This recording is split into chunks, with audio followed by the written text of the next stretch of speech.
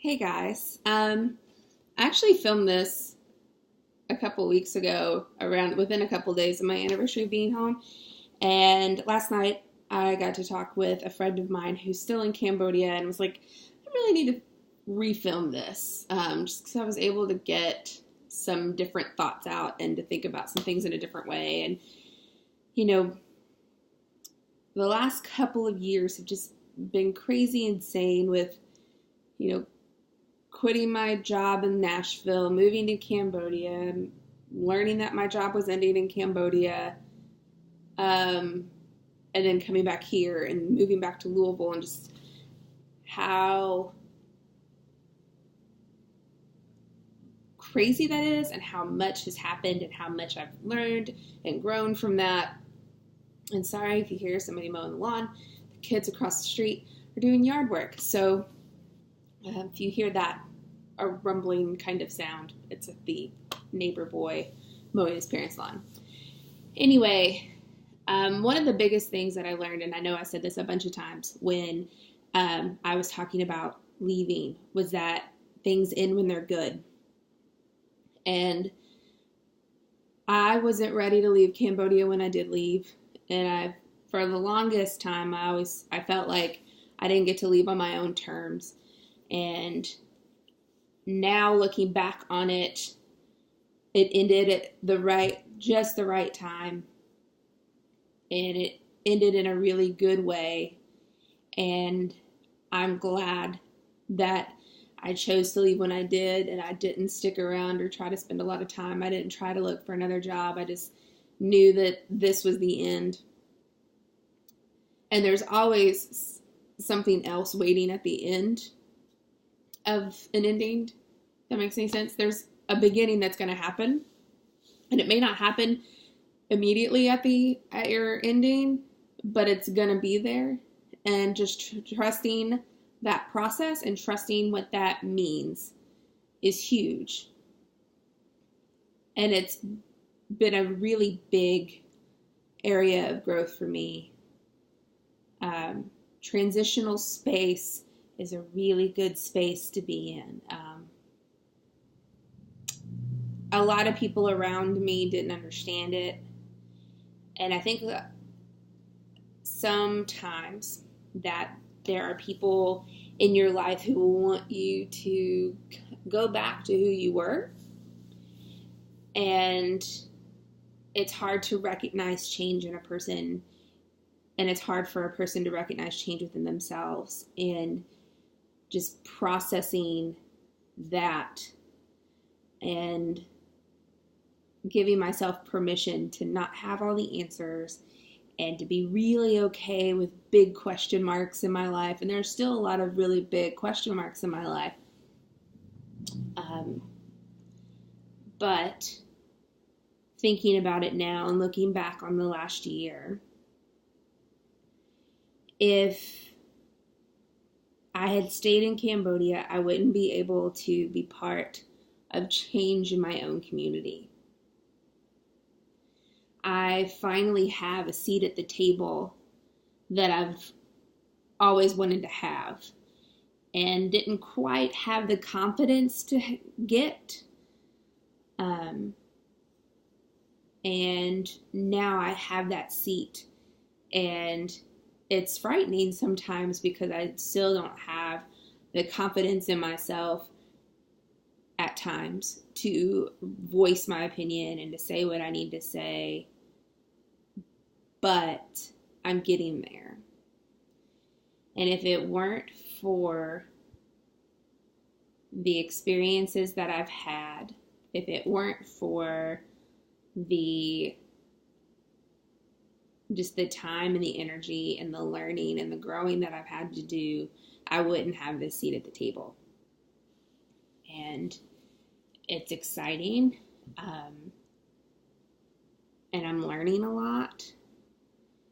And I get to be part of change in a city that I grew up in a city that I love. And really get to experience my hometown in a way that I had never experienced it before. And I left after high school, and I'm a different person, obviously, being nearly 35 and leaving when I'm 18. There's a lot of growth that happens in that amount of time. And just being able to look at things with new eyes and to be able to really impact this city in a way that I really want to, and to be part of change here.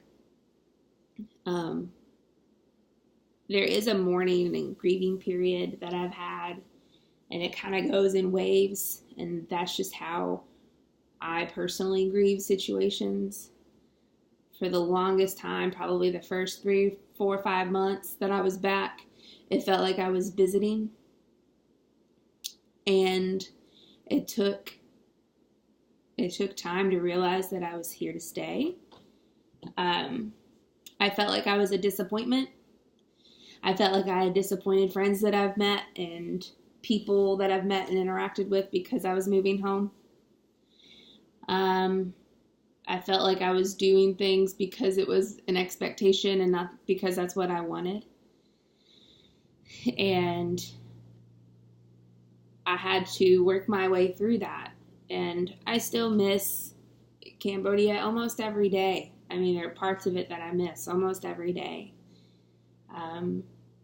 There are people that were in my daily life there that I miss every day. I miss my gym there. And I miss the people and the community that I had there. Because, you never know. Like, I may never see those people again, and they might have been just part of my life in that season of my life. And that's really hard to deal with.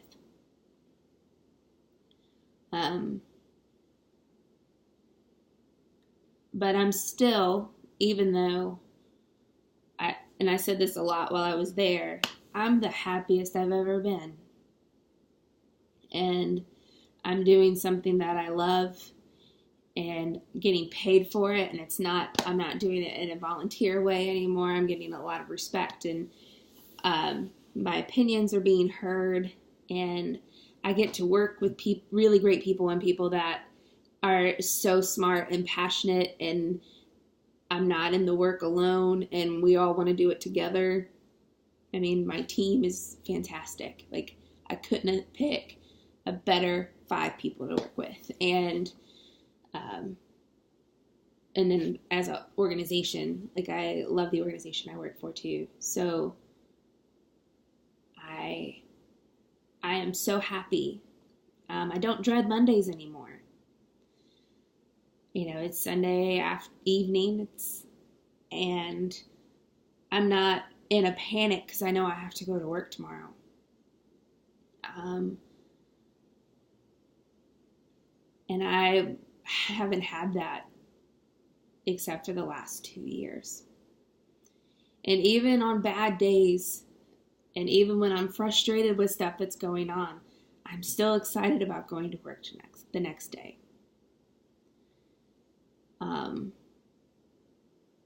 And it's taken a lot of sacrifice for that to happen. I had to pick up and move, and I had to pick up and move again, and technically had to pick up and move again, moving from Nashville to here.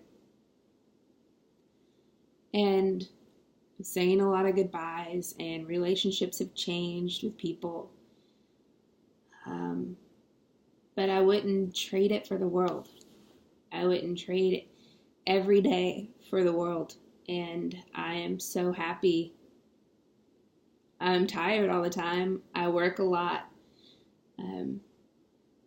But I genuinely, wholeheartedly love everything that I get to do. The only thing that bugs me at all about the last couple years is people referring to this time that I had in Cambodia as a trip. Nothing bothers me more because it makes I mean, it was only a year, and I understand that, and I don't want to play out that experience too much. Like, I will not do a 2-year anniversary video, but I feel like when people downplay that year to a trip, you know, you take a trip to Disney World. I took trips to Thailand, like, but that was not a trip. That was a life change. I sold my car, moved out of my house. Like, I had a different address. Like, I lived somewhere else. I lived life somewhere else. And when people call it a trip, it makes it seem this big. And it's not this big of my life. So, it's my only peeve about the situation. The rest of it is experiences and tools in my life, in my brain, and in my heart that I get to carry forever. And I wouldn't trade any of that, as much chaos as it caused in my life, both good and bad. I wouldn't trade any of it